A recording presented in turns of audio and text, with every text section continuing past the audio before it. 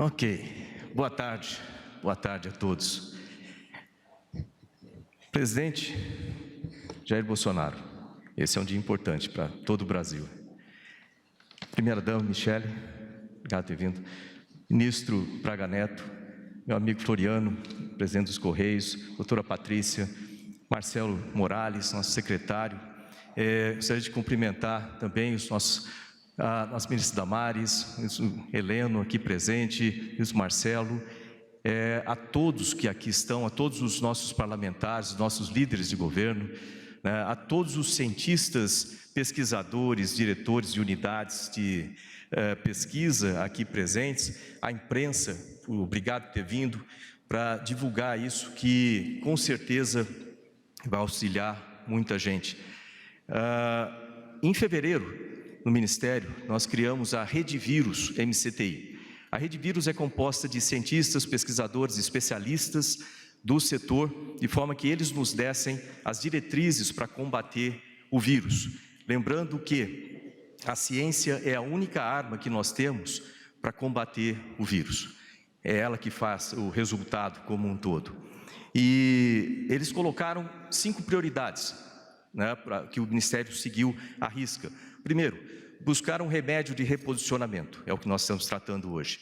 Segundo, aumentar a quantidade de testes diagnósticos produzidos no país. Terceiro, buscar vacinas produzidas, desenvolvidas no país. Quarto, estudar o vírus e a patogênese, como que esse vírus funciona no organismo humano. Quinto, aumentar a infraestrutura do país para que a gente consiga suportar as próximas pandemias, porque essa não vai ser a última. Teremos outras e nós precisamos estar melhor preparados para isso. Com isso, nós fizemos uma estratégia no Ministério, e essa estratégia inclui fases de emergência e fases contínuas, vamos chamar assim, e atividades contínuas. Na parte de emergência, tem a parte de prevenção, tem a parte de testes, tem a parte de tratamento precoce e tratamento avançado. Na parte contínua, nós temos o conhecimento do vírus e da doença, desenvolvimento de vacinas e infraestrutura. Dentro de cada uma dessas fases, nós temos participação do Ministério. Primeiro, na parte de prevenção, tanto no desenvolvimento de equipamentos de proteção individual, na parte do secretário Paulo Alvim, que deve estar por aqui com a gente, está ali o Paulo Alvim, tanto quanto no desenvolvimento de soluções, como a aplicação da vacina BCG, como um possível profiláctico, nós estamos fazendo esses testes clínicos nesse momento. Na parte de testes, hoje eu posso dizer que o Brasil é capaz. Lembra que no começo a gente tinha o problema de não conseguir fazer a importação dos testes ou dos reagentes? Hoje nós temos no Brasil, desenvolvido no Brasil, reagentes brasileiros e testes utilizando inteligência artificial, sem reagentes também. Na parte de tratamento precoce, a gente vai falar agora. Na parte de tratamento avançado, nós temos ventiladores, de novo um trabalho com o Paulo Alvim.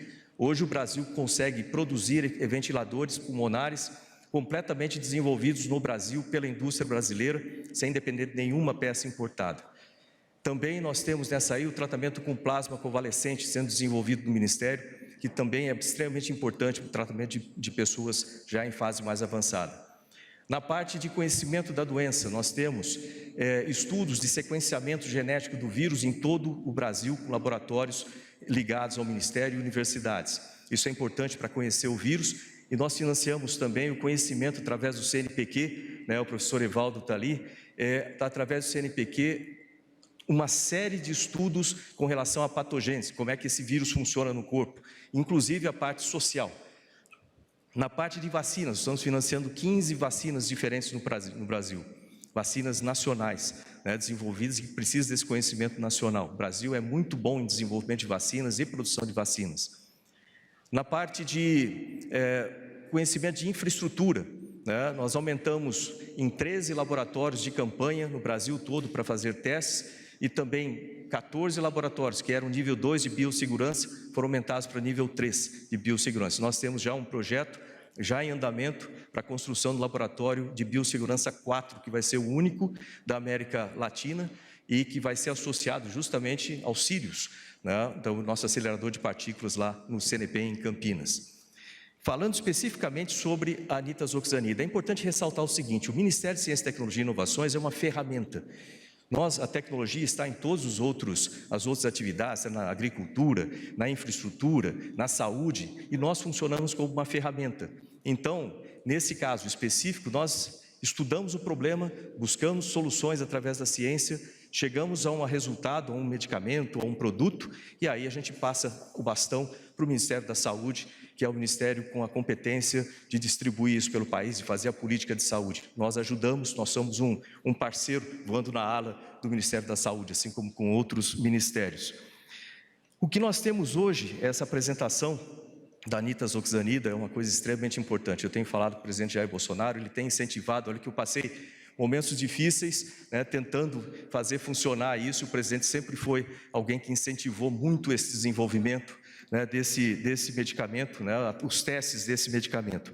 Foi um trabalho incansável, como foi falado aqui, de cientistas, desde lá de fevereiro, testando 2.000 medicamentos, né, e inteligência artificial, usando modelamento matemático, computação gráfica. Desses 2.000 foram escolhidos 5 para testes em laboratório. Dos 5, a nitazoxanida mostrou 94% de capacidade de inibir o vírus, então foi para os testes clínicos.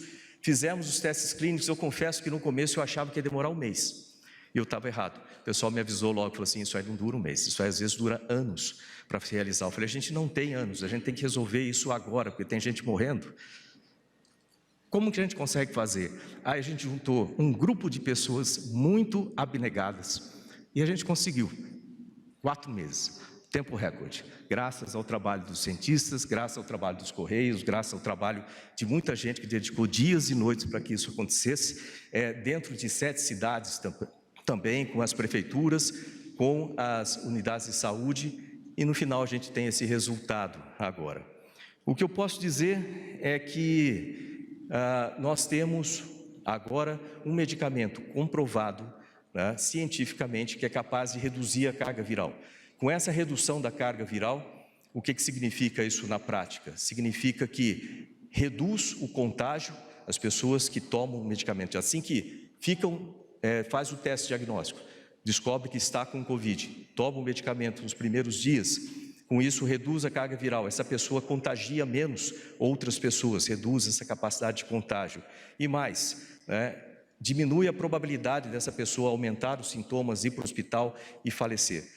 Nós temos mais de 150 mil pessoas, né, que perderam a vida durante essa pandemia, e isso pode ajudar a reduzir isso. Eu perdi amigos, eu perdi um amigo meu, Adrian Nikolaev, por exemplo, da minha turma, né, que faleceu há cerca de um mês, no dia 11 de setembro. Assim como eu, muita gente perdeu amigos, parentes, etc. Agora a gente pode ajudar a reduzir o problema. Vantagens desse medicamento. Ele é de baixo custo, ele não tem efeitos colaterais sérios, ou seja, pode ser usado com segurança. Ele não pode ser utilizado para fazer prevenção, lembrando disso, ele não é profilático, é só depois da detecção do vírus. Mas ele funciona para isso.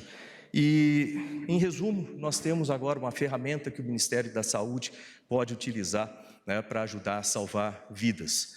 E é importante a gente reconhecer que isso foi feito através do esforço de muita gente, de muitos cientistas, e que eu tenho uma lista aqui para agradecer o presidente dos Correios, o CT Vacinas, os pesquisadores, coordenadores dos hospitais em Barueri, Bauru, Ceilândia, Guarulhos, Juiz de Fora, São Caetano do Sul e Sorocaba, ao CNPq, que auxiliou e muito a fazer isso de forma célere, né, assim como a FINEP, em algumas outras instâncias que nós falamos aqui, aos membros, cientistas que integram o Comitê de Especialistas da Rede Vírus, aos pacientes voluntários, né, agradecer também à primeira-dama, né, na questão do voluntariado, que foi essencial para que nós conseguíssemos esses voluntários. Eu também fui voluntário nos testes, é importante a gente participar de tudo isso. E aos profissionais de saúde, todos eles, né, que nós temos aí espalhados pelo Brasil inteiro, na frente de combate.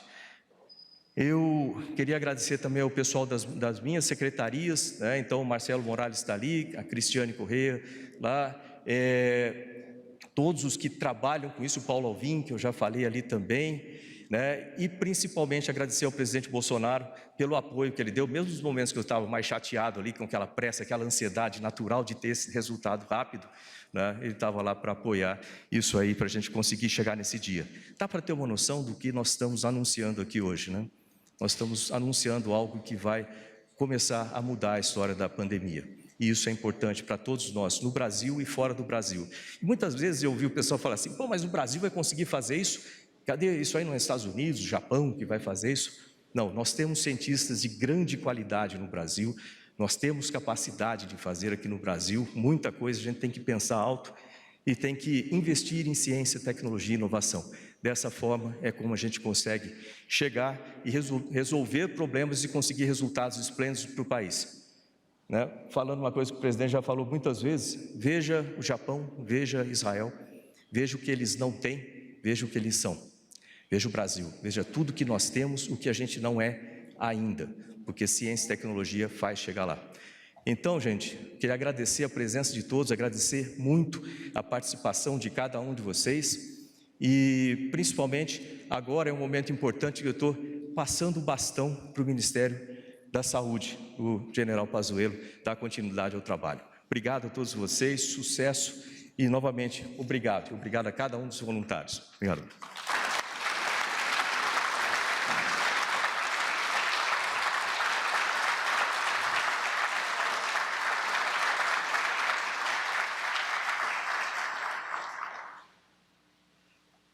Senhoras e senhores, com a palavra o presidente da República, Jair Bolsonaro. Boa tarde.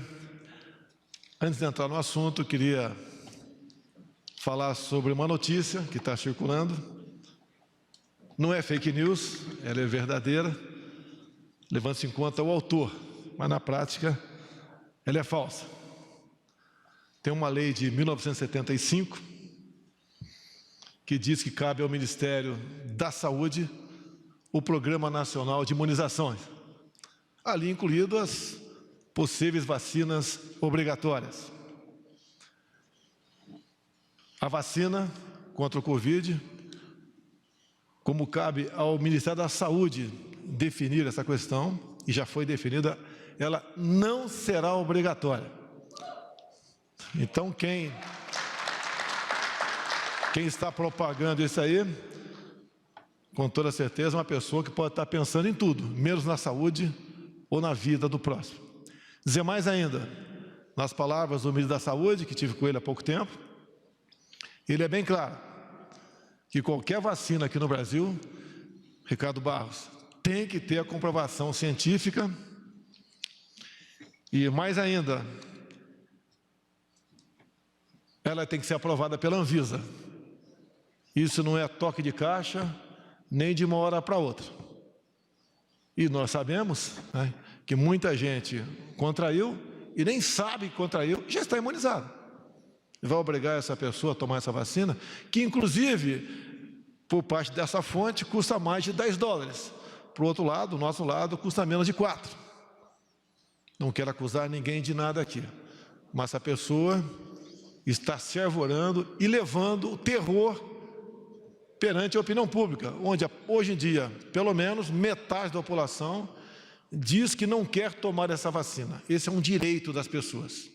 Ninguém pode, em hipótese alguma, obrigá-las a tomar essa vacina. Então, o governo federal, repito e termino, não obrigará ninguém a tomar essa vacina.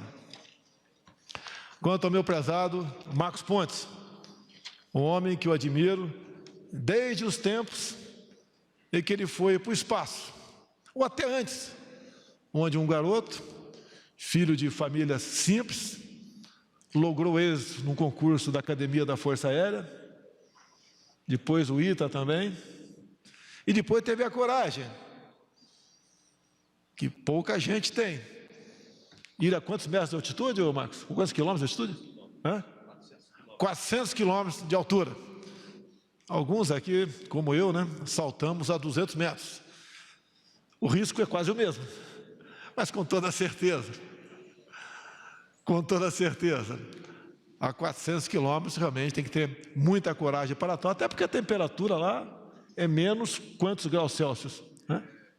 Na área escura, tá. Pode chegar a menos 80 graus. Menos 80 graus. Eu acho que em poucos segundos vira picolé, isso mesmo? Então, e o Marcos Pontes agora, nesta pandemia, ele não é ministro da Saúde. é da ciência, tecnologia e inovação. E ele chegou para mim com uma planilha, né, mostrando que um certo medicamento, depois de exaustivas análises com o seu pessoal, ao qual os cumprimento nesse momento aqui, apontou a possibilidade,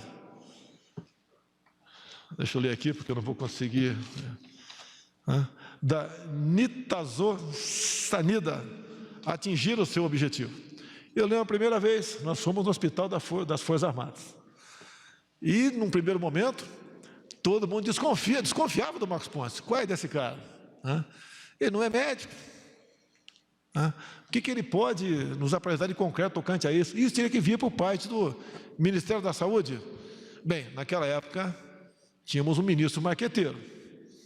Está na cara que teríamos dificuldade para tratar desse assunto. E com muita coragem, o Marcos levou avante essa proposta. Até que, um dia, né, surgiu a resposta. Através das observações, através de pessoas que concretamente usaram esse medicamento, e foi constatado na ponta da linha que a carga viral diminuía. E conversei com ele também, ele me disse que dessas pessoas que usaram esse medicamento, nenhuma sequer foi hospitalizada. E nós lembramos do pânico que a grande mídia que está aqui nos assistindo agora, né, não foi toda, mas grande parte, o pânico criado junto à população. Até como lá atrás, eu que também não sou médico, né, a minha formação é um pouco parecida com o Marcos, somos irmãos da aeronáutica e do exército, eu não apostei e nem joguei na hidroxicloroquina. Quando a gente começa a conversar com o nosso Ernesto Araújo, né, começa a conversar com alguns embaixadores fora do Brasil, né, porque em países da África subsaariana, por exemplo, que é muito comum a malária e é combatida com a hidroxicloroquina, por que as mortes são baixas? Ora, muitas vezes o cidadão chegava no hospital com malária e Covid e tomava a hidroxicloroquina e se livrava dos dois problemas. Será que é difícil entender por que nós começamos a falar na hidroxicloroquina? E não apenas isso. Conversei com médicos, militares, outros civis que conhecia, do Brasil todo. Alguns, no seu respectivo hospital, estavam usando isso. E no início estava dando certo. E nós não tínhamos alternativa, prezado Eduardo Gomes. Nós, você, tá, tem que, dado momento, tomar uma decisão. Como tenho dito, né, pior que uma decisão mal tomada é uma indecisão. Que na indecisão, gente acaba morrendo. E nós jogamos em cima disso. Fui massacrado pela mídia.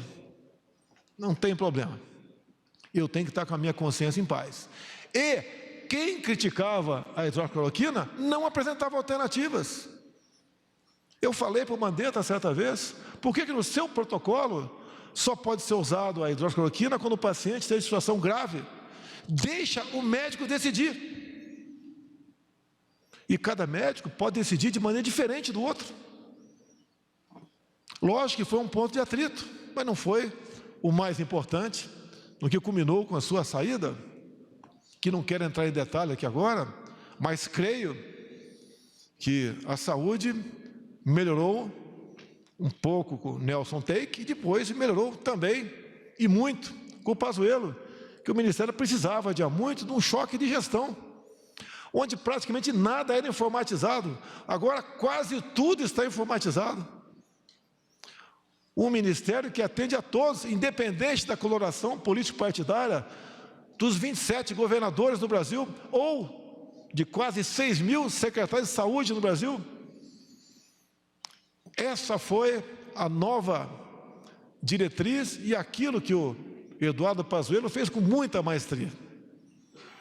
Todos nós ganhamos com isso. E na economia, o Brasil é um dos países que melhor se saiu nessa questão da pandemia.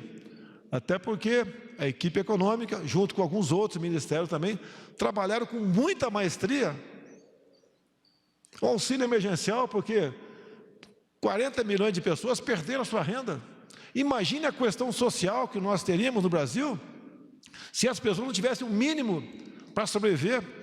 Imaginem se o homem do campo entrasse naquela onda, fique em casa, a economia de ver depois. Hoje nem teríamos arroz ou óleo de soja, nem teríamos o que exportar. Como estaria o Brasil? E eu sempre disse que tínhamos dois problemas pela frente: o vírus e o desemprego, que deveríamos tratá-los de forma simultânea e com a mesma responsabilidade. E assim foi feito. Socorremos pequenas e microempresas, rolamos dívidas de estados e municípios, entregamos a governadores e prefeitos aquilo que supostamente eles não arrecadariam com ICMS ou com ISS. O governo federal fez a sua parte, mesmo sendo impedido de entrar diretamente na questão da saúde. E depois a gente começa a entender por quê. Porque lá, no outro poder aqui do lado, foi o ministro à época falar barbaridades. Como, por exemplo, nas próximas semanas poderemos ter caminhões do Exército recolhendo corpos pelas ruas. O pânico se fez presente até no núcleo dos poderes em Brasília. E, obviamente, contra a minha pessoa foi falado muita coisa também. E decisões foram tomadas.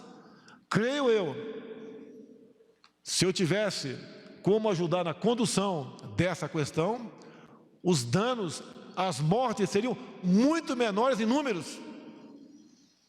Eu falava que o fique em casa não era para aquela pessoa não contrair o vírus, é para que ela um dia, ao contrair, fosse alongado esse tempo, de modo que não houvesse filas em hospitais, amontoamento de pessoas.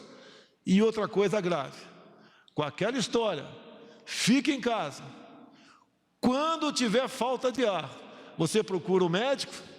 Será que não era para se comprar a toque de caixa, respiradores, com preços mais do que abusivos, passando de 30 para mais de 200 mil reais cada um? A história vai mostrar quem estava com a razão. A história vai mostrar quem não se preocupou com sua biografia para salvar vidas. E isso, no meu ministério, depois de alguns acessos, obviamente, chegamos à conclusão que fizemos a coisa certa. Selva, o nosso prezado Eduardo Pazuello, não tem problema, né? Não está presente, talvez pela sua silhueta, Joeliano, ele teve uma pequena indisposição e foi para o hospital, né? E já tem notícia, está tudo bem, tudo tranquilo. Espero falar com ele daqui a pouco, né? Com toda certeza, ele gostaria muito de estar presente nesse evento aqui, que afinal de contas tem muito a ver com o ministério dele do que o do Marcos Pontes. Mas todos nós trabalhamos de forma unida, ombreados, buscando soluções para os problemas do Brasil. E este, quando se fala em vida, com toda certeza, não é um dos, não, é o mais importante. E nós trabalhamos dessa forma. Não temos medo de nos expor, de enfrentar desafios e sofrer críticas, na maioria das vezes infundadas, na maioria das vezes injustificadas.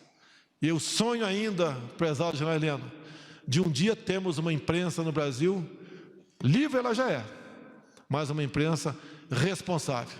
Que quando tivermos no Brasil uma imprensa responsável, pode ter certeza que o Brasil não vai voar não apenas o Marcos Pontes, o Brasil vai para o espaço, porque nós temos tudo para ser uma grande nação.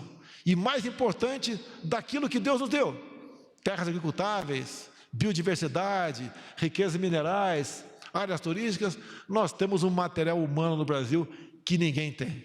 Isso é motivo de orgulho a todos nós. Muito obrigado a todos. Parabéns, Marcão. Parabéns, Ministério da Ciência e Tecnologia. Está encerrada esta cerimônia.